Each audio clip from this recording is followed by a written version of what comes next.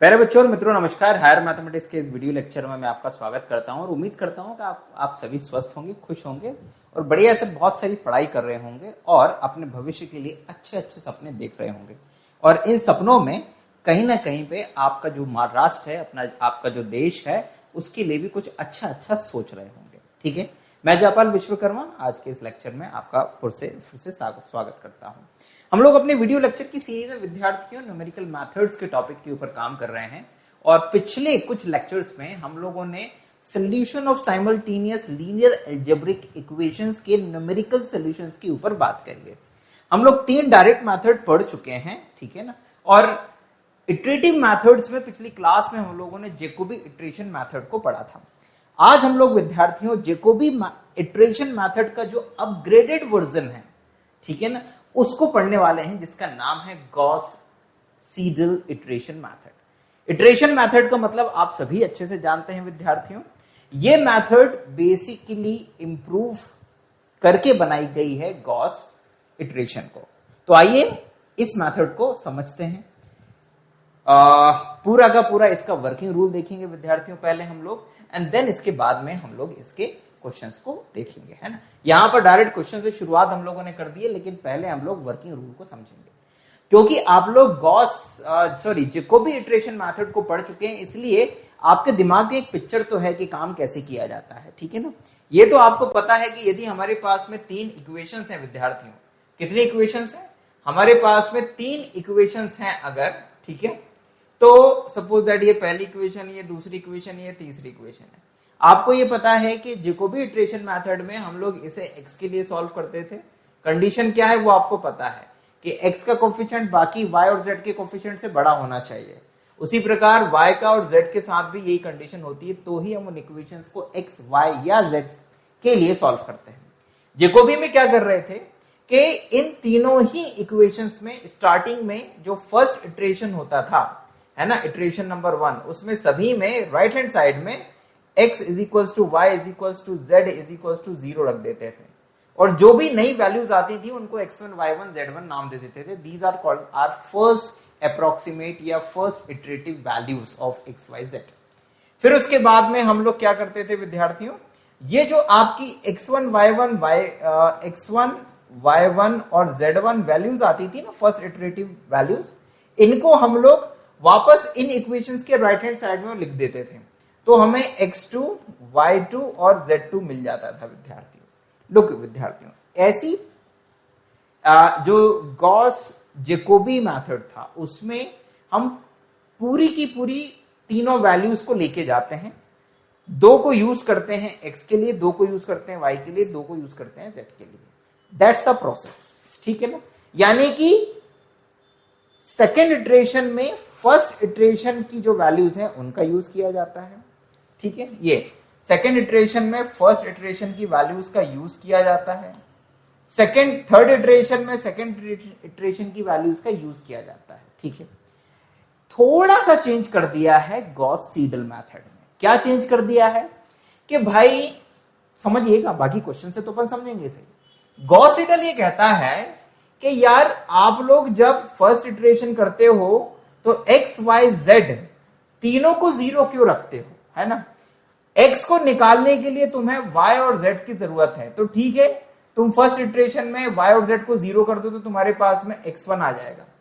अब इस x1 को यूज करो और z इज इक्वल टू 0 को यूज करो y निकालने के लिए। आई रिपीट, यहां से जो x की वैल्यू आई, जिस तरह से जैकोबी में निकालते थे x की वैल्यू, वैसे ही निकालो, लेकिन जो x की वैल्यू आ जाए उसको y में यूज कर लो। y की वैल्यू में z और x को 0 मत रखो, इस x को यूज कर लो जो आपने अभी भी निकाला है। और जब ये y आ जाए इस x की मदद से, तो इस x और y इन दोनों को यूज करो z को निकालने में। ये है फर्स्ट इटरेशन। यानी कि इटरेशन के अंदर जो आप कैलकुलेशन कर रहे हो एक्स वाई जेड का, तो जो वैल्यूज आती जा रही हैं उनको आप यूज करते जाओ। समझ आया कि नहीं आया? तो इस तरह से आपके पास में y भी इंप्रूव हो जाएगा और z भी इंप्रूव हो जाएगा एक ही इटरेशन में। जब हम लोग सेकेंड इटरेशन में आएंगे तो जो आपके पास में x1, y1 और z1 आया है फर्स्ट इटरेशन से, ठीक, अब आप x2 निकालने के लिए आप इस y1 और z1 को यूज कर लो, y1 और z1 को यूज कर लो विद्यार्थियों, तो x2 आ जाएगा। अब इस x2 को यूज कर लो y2 को निकालने में, y2 को निकालने में x2 को यूज कर लो और z1 को यूज कर लो, क्योंकि अभी तो आप फर्स्ट इटरेशन के z को यूज कर पाओगे। जब ये दोनों ही आ जाए तो फिर z2 को निकालने के लिए आप यूज कर लो x2 को और y2 को, यानी कि इन दोनों नई वैल्यूज को यूज कर लो। सेम प्रोसेस आप third iteration, fourth iteration, fifth iteration में करते जाएंगे। ये प्रोसेस भी तब तक जारी रहेगा जब तक कि किन्हीं दो इटरेशंस के जो x y z हैं वो लगभग रिक्वायर्ड एक्यूरेसी मैच ना कर जाएं। फॉर एग्जांपल, अगर आपसे 2 डेसिमल की एक्यूरेसी कहा है तो 2 डेसिमल मैच कर जाने चाहिए वैल्यूज डेसिमल के बाद 2 कॉन्सेक्यूटिव इटरेशंस में। 3 डेसिमल का कहा है तो 3 डेसिमल, 4 डेसिमल का कहा है तो 4 डेसिमल। ठीक है विद्यार्थियों, तो ये है आपका गॉस सीडल इटरेशन मेथड का वर्किंग रूल।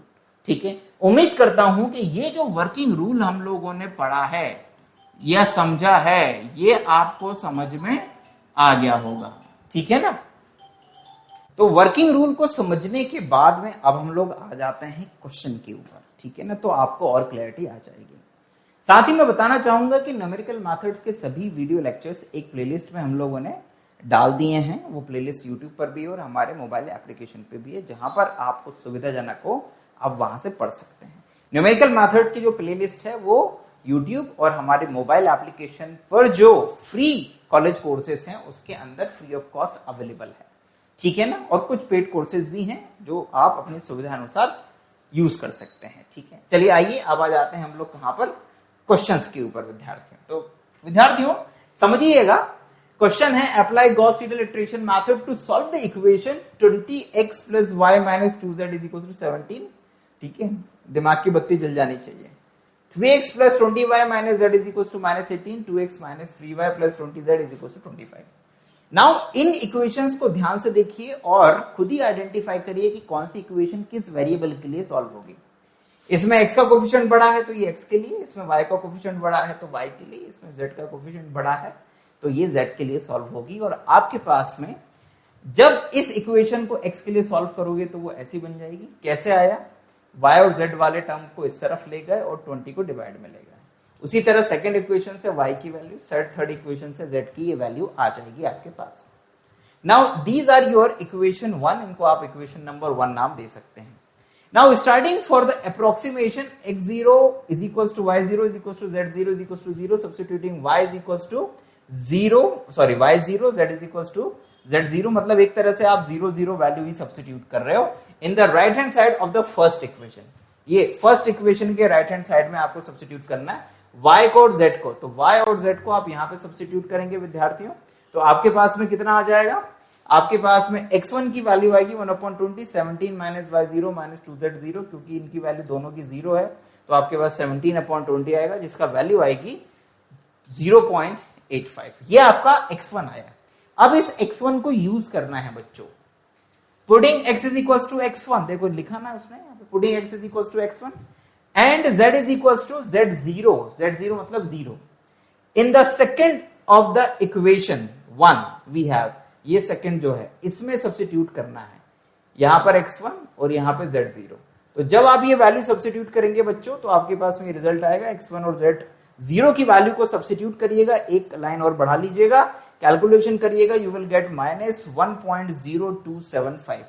ठीक, क्रॉस चेक करना आपका काम है, मेरा काम यहीं तक है। ठीक है ना, यहाँ पे एक लाइन जरूर बना लीजिएगा, मतलब यहाँ पे x1 और z0 की वैल्यू को रखते हुए, अगर आप चाहें तो डायरेक्ट x1 की जगह पर x1 की वैल्यू 0.85 और z0 की जगह पर 0 लिख के भी डायरेक्ट कर सकते हैं और y1 निकाल सकते हैं।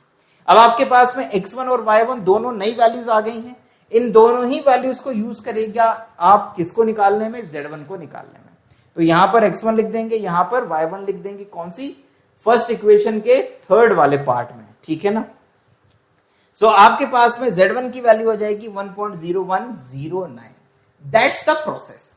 ये खत्म हो गया विद्यार्थियों first iteration. That's your first iteration,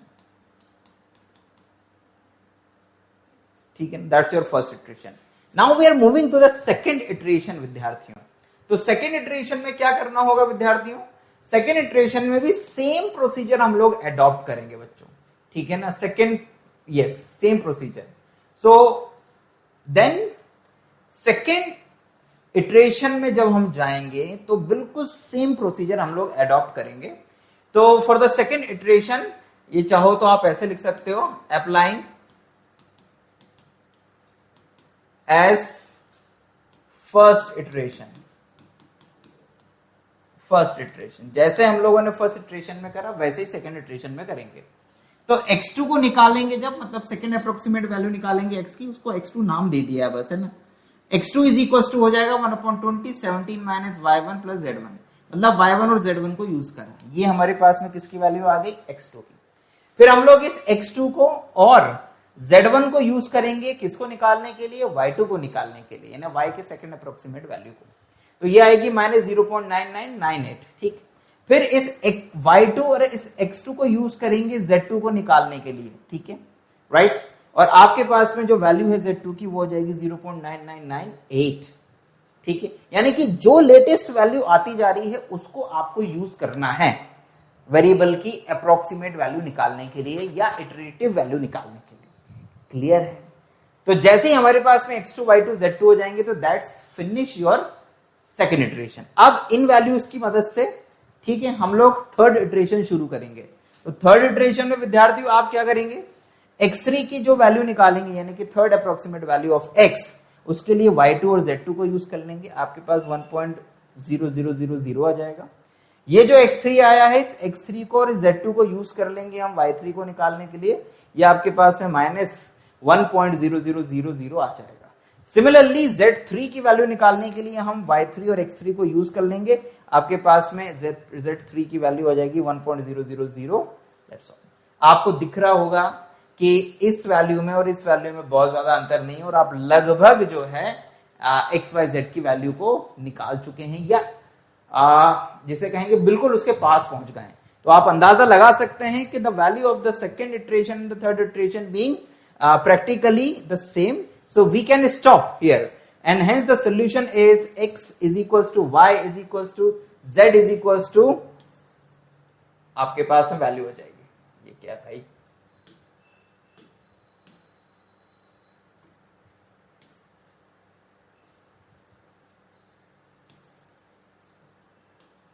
तो विद्यार्थियों आपके पास में x y z की जो वैल्यूज हैं 1 -1 और 1 के रूप में मिल जाएंगे। That's all in the Gauss iteration method. उम्मीद करता हूं कि आपको यह मेथड क्लियर हुआ होगा और समझ में आया होगा। एक और क्वेश्चन में आप लोगों को समझाता हूं यहां पे, जिसकी प्रैक्टिस आप लोग करेंगे। हालांकि मेथड बहुत आसान है और आप इजीली समझ गए होंगे। नाउ सपोज दैट कि आपके पास में 4 इक्वेशंस हैं, तो 4 ही वेरिएबल होंगे, नो डाउट।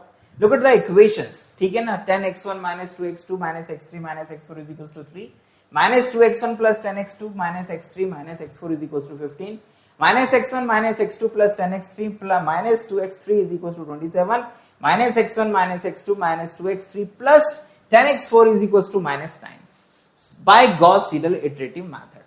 इससे सॉल्व करना है। 4 वेरिएबल हैं, कंडीशन आपको दिख रही होगी। ये x के लिए सॉल्व होगी पहली इक्वेशन, दूसरी इक्वेशन x2, तीसरी इक्वेशन x3 और चौथी इक्वेशन जो है वो x4 के लिए सॉल्व होगी, ठीक है। नाउ हर इक्वेशन को जिस वेरिएबल के लिए सॉल्व करना है उसे छोड़कर सिंप्लीफाई कर दीजिए। तो पहली इक्वेशन को आप इस रूप में लिखेंगे, सेकंड इक्वेशन को इस रूप में, थर्ड इक्वेशन, फोर्थ इक्वेशन, यानी कि 10 का डिवाइड भी कर दिया है आपने। इन सबको पहले इधर ले गए और 10 से डिवाइड कर दिया, तो x1 x2 x3 x4 के रूप में आपको फॉर्मूला या इक्वेशंस मिल गए। Suppose that this is equation 1, this is 2, this is 3 and this is 4। तो ये 4 इक्वेशंस आपके पास में आ गई है। नाउ अब हम लोग यहां से इटरेशन का सिलसिला शुरू करते हैं विद्यार्थियों। तो जब हम लोग इटरेशन का सिलसिला शुरू करेंगे तो हम जो हमारे पास इक्वेशन है विद्यार्थियों, उन इक्वेशंस में पहली इक्वेशन में x2 x3 x4 ठीक, इनकी वैल्यू को 0 0 0 लिखेंगे। तो जब इन तीनों को ही 0 लिखेंगे तो हमारे पास में जो x1 है वो आ जाएगा 0.3। अब इस x1 को यूज करना है तो x1 ले लो 0.3, x2 x3 और x4 को 0 कर दो, तो आपके पास में x2 इज इक्वल टू ये इस वाली इक्वेशन 2 में सब्स्टिट्यूट करना है, उसने सिंप्लीफाई करके लिखा है, आप पूरा पूरा करिएगा डायरेक्ट, है ना, क्योंकि मेन है यहां पर समझना। अगर आप समझ लोगे चीजों को और खुद से दो क्वेश्चंस भी अगर खुद से लगा के देख लोगे बिना किसी मदद के, तो ये मेथड आपको पक्का हो जाएगा। और ध्यान देना बच्चों कि मेथड को समझा करो, किसी भी क्वेश्चन को याद मत रखने की कोशिश किया करो कि हाँ ऐसा हो रहा है ऐसा हो रहा है, बस ट्राई टू अंडरस्टैंड कि वो कैसे कोई भी फॉर्मूला बनाता है, इटरेशन में क्या करता है, क्या अंतर है गॉस जैकोबी में और गॉस सीडल में। तो आप जब इस तरह से चीजों को समझ के पढ़ते हो ना, तो आप उसको ज्यादा समय तक याद भी रख पाते हो या फिर वो आपके इस दिमाग में बैठी रहती है। और जहां पर आप केवल बस ठीक है हाँ सर ने समझा दिया, हाँ ऐसा करना है ऐसा करना है ऐसा करना है, याद हो गया मेरे को तो, लेकिन जब आप पेपर में जाओगे ना सीधे सीधे, तो आपसे नहीं बनेगा। दिमाग को लिख लिख कर प्रैक्टिस करवाओ बच्चों, ठीक है ना। बड़े से बड़े एग्जाम को निकालने के लिए यही एक तरीका काम आ सकता है, लिख लिख कर प्रैक्टिस करने का। जो लिख लिख कर प्रैक्टिस करना नहीं जानता है वो भले ही कितनी भी मेहनत कर ले, कितनी भी पढ़ाई कर ले, कोई बड़ा एग्जाम नहीं निकाल पाएगा। और जितना बड़ा एग्जाम निकालना है उतना ज्यादा लिखना सीखो, ठीक। ये आईएएस लोग या आईपीएस बड़े बड़े जो एग्जाम्स होते हैं ना, उसके लिए बच्चे बहुत लिखते हैं, इसीलिए वो बोलते हैं ना कि 8 8 9 9 घंटे पढ़ाई करनी पड़ती है। उसका कारण ही ये है क्योंकि छोटी सी चीज को भी समझ के लिखना एक बड़ा टास्क होता है और उसमें समय ज्यादा लगता है। इसलिए लिखिए, प्रैक्टिस करिए बच्चों, समझिए मत, याददाश्त के ऊपर डिपेंड मत करिए, अपने सारी चीजों का यूज करिए, लिख आंखों से देखिए, कानों से सुनिए, ठीक है ना, और त्वचा से महसूस करिए, ठीक। चलिए आइए आगे बढ़ते हैं। Now the second iteration, second iteration में भी विद्यार्थियों हम लोग यही करेंगे कि जो x2 की वैल्यू हमारे पास में, सॉरी जो हमारे पास में x1 y1 z1 sorry x1 x2 x3 और x4 की जो वैल्यूज आ गई हैं। अच्छा यहाँ पे आप कंफ्यूज मत होइएगा, यहाँ पर आपने x1 x2 x3 तो लिखा ही है और ठीक है, मतलब आपने डायरेक्ट वैल्यूज को ही सब्स्टिट्यूट कर दिया है, ठीक है। यहाँ पर इस वाले क्वेश्चन में और पिछले क्वेश्चन में अंतर ये है कि यहाँ पर x1 x2 x3 x4 values use हुई हैं एज अ वेरिएबल, तो अब आप x1 x2 x3 नहीं लिख पाओगे, तो उसलिए उसने क्या लिखा कि putting x2 x3 x4 is equals to 0 in 1 we get x1 is equals to 0.3। फिर उसने लिखा कि putting x1 is equals to 0.3, x3 is equals to 0, x4 is equals to 0 इनटू 2 we obtained x2 is equals to 1.56, ठीक है ना। फिर similarly putting x1 is equals to this one, x2 is equals to 1.56, x4 is equals to 0 into third, we obtained x3 is equals to this one. Putting x1, x2, x3 जो भी ऊपर values आई into 4 fourth equation, इसमें we get x4 is equals to this one। और same चीज वो फिर second iteration में करेगा, मतलब अब वो लिखेगा हर चीज कि पहली इक्वेशन में मैं x2, x3, x4 को क्या लिख रहा हूं, दूसरी इक्वेशन में मैं x1, x3, x4 को क्या लिख रहा हूं, तीसरी इक्वेशन में मैं x1, x2, x4 को क्या लिख रहा हूं, और चौथी इक्वेशन में x1, x2, x3 को क्या लिख रहा हूं। वो हर बार हर चीज को डिटेल में लिख रहा है यहाँ पे। तो उम्मीद करता हूं विद्यार्थियों की जो प्रोसीजर है गॉस सीडल मेथड का वो आपको समझ में आया होगा और आप इस क्वेश्चन को आसानी से कर लेंगे। सेकेंड इटरेशन जाएगा, थर्ड इटरेशन जाएगा, third iteration, fourth iteration, fourth iteration और थर्ड इटरेशन से वैल्यूज मैच कर जाएंगी और आपके पास में रिजल्ट आ जाएगा। आपके पास में यहां पर x1 इज इक्वल्स टू ये आ गया, x2 इज इक्वल्स टू ये, x3 इज इक्वल्स टू ये, x4 इज इक्वल्स टू ये, और जब आपने फोर्थ इटरेशन करा तो you will get x1 is equals to this one, x2 is equals to x3 and x4। तो यहां पर हम ये अंदाजा लगा सकते हैं कि हमारे पास में जो वैल्यूज आई हैं, अरे फिफ्थ इटरेशन और सिक्स्थ इटरेशन भी करा है भैया, मैं तो भूल ही गया देखकर, मतलब देखा ही नहीं मैंने। तो जब ये दो इटरेशंस को आप मैच करते हैं so you will get what, you will get x1 is equals to 1, x2 is equals to 2, x3 is equals to 3 and x4 is equals to 0. So these are your values and this is your answer student। यहाँ पे x1, हाँ ठीक है, सही जा रहे हैं वैसे, ओके। तो ये है बच्चों गॉस सीडल मेथड। आप अपनी टेक्स्ट बुक से और भी क्वेश्चंस की प्रैक्टिस कर लीजिएगा। बहुत सारे क्वेश्चन आपको गॉस सीडल के मिल जाएंगे और हम अपने एप्लीकेशन पे भी धीरे धीरे कंटेंट बना रहे हैं और उसको अपलोड करेंगे। तो आप चाहें तो जो हमारा एप्लीकेशन है वहां से कंटेंट न्यूमेरिकल मेथड्स का पढ़ सकते हैं, समझ सकते हैं। ठीक है विद्यार्थियों, हम लोग एक छोटा सा डिस्कशन करेंगे माय व्यू सेक्शन के अंतर्गत, और ये एक छोटी सी स्टडी है जो मैं आपके साथ में शेयर करूंगा। अक्सर मेरा ये एक्सपीरियंस रहा है, कई सारे गवर्नमेंट डिपार्टमेंट से संपर्क में रहता हूं, प्राइवेट सेक्टर में भी काम किया है। तो मुझे जो एक चीज समझ में आती है वो ये आती है कि हम भारतीयों में एक थोड़ा सा इशू है ये वाला। कौन सा इशू है कि हम लोग अपने काम के प्रति और व्यक्तिगत रूप से ईमानदार नहीं होते हैं सामान्यतः। देखो अल्टीमेटली जो एक अच्छी चीज सुनने को मिलती है हमेशा कि ये दुनिया ईमानदार लोग ही चलाते हैं और ये ईमानदार लोगों से ही दुनिया टिकी हुई है, ये बिल्कुल सत्य है। लेकिन होता यह है कि जब किसी समुदाय, किसी समाज या किसी राष्ट्र का एक बहुसंख्यक आबादी ईमानदार ना हो काम के प्रति और अपनी दैनिक दिनचर्या में भी ईमानदार ना हो, तो इसका असर कहीं ना कहीं देश की प्रोडक्टिविटी और देश की तरक्की के ऊपर पड़ता है।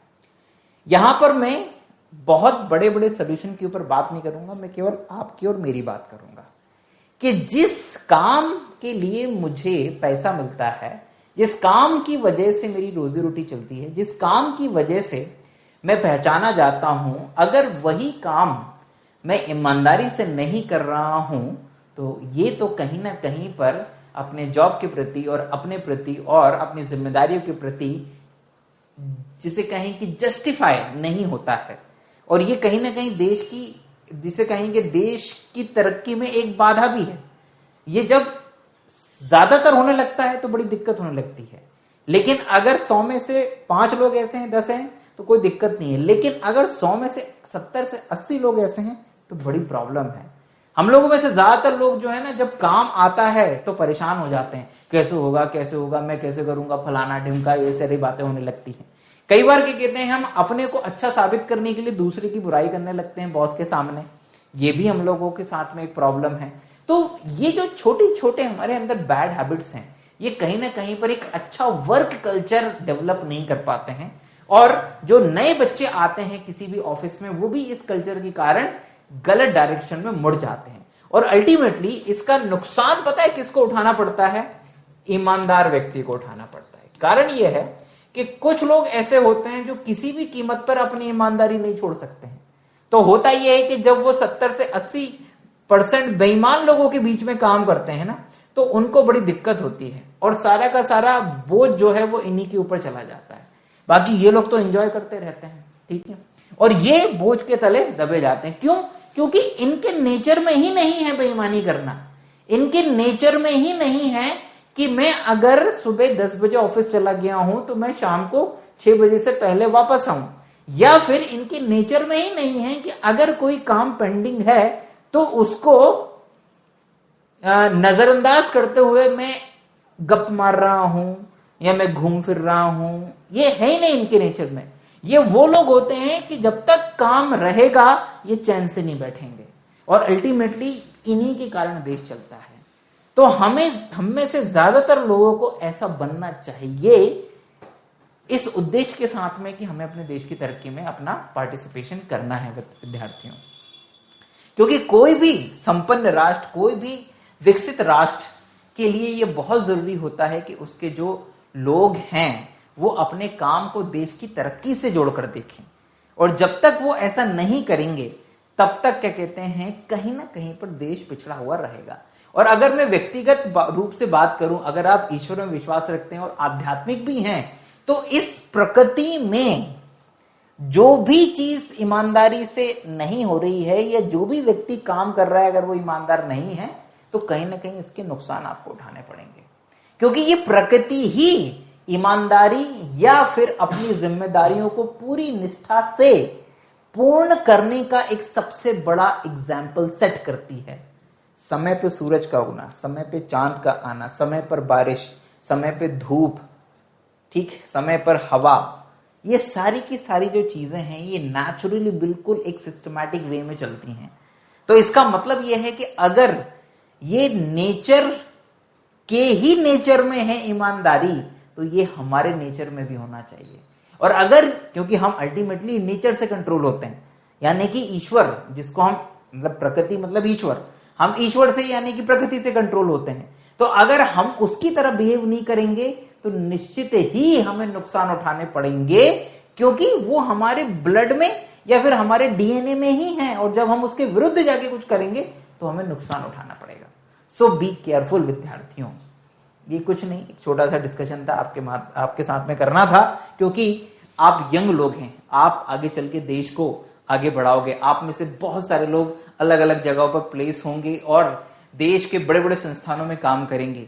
तो इसलिए जरूरी है कि आपका अच्छे से काम करना और टीम बन के काम करना, है ना। छोटी सी चीज और है बच्चों, कि हम लोग बचपन से ही अपने घरों में एक ऐसा एनवायरनमेंट देखते हैं जिसमें हमारे नाते रिश्तेदार या हमारे मम्मी पापा या फिर हमारे चाचा, हमारे ताऊ जी, हमारे बुआ, हमारे फूफा जी, हमारे जीजा, हमारी दीदी, इनमें आपस में अक्सर क्या कहते हैं, जिसे कहें कि वैमनस्य वाला भाव रहता है, कहीं ना कहीं पे कुछ खटपट चलती रहती है।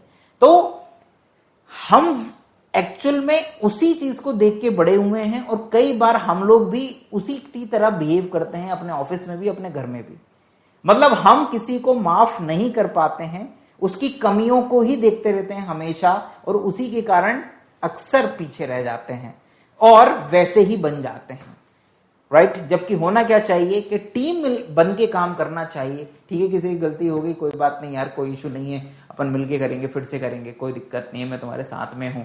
ठीक है, होती रहती गलतियां, चलता है सब, है ना, मैंने बुरा नहीं माना। ठीक, दैट्स द स्पिरिट, ये स्पिरिट होना चाहिए। ठीक, चलिए ठीक है, आज का सेशन मैं यहीं पे समाप्त करता हूं। अपना ध्यान रखिए, खुश रहिए, खूब सारी मेहनत करिए, देश के विकास में अच्छा अच्छा काम करते रहिए और ध्यान दीजिएगा कि अपनी तरक्की के लिए ईमानदारी से प्रयास करिए, क्योंकि आपकी तरक्की में ही राष्ट्र की तरक्की है। ठीक है ना, और राष्ट्र से बड़ा कुछ भी नहीं होता है। माता पिता की सेवा करिए, छोटों को अच्छी चीजें सिखाइए, राष्ट्र के लिए अच्छा सोचिए। जय हिंद, वंदे मातरम।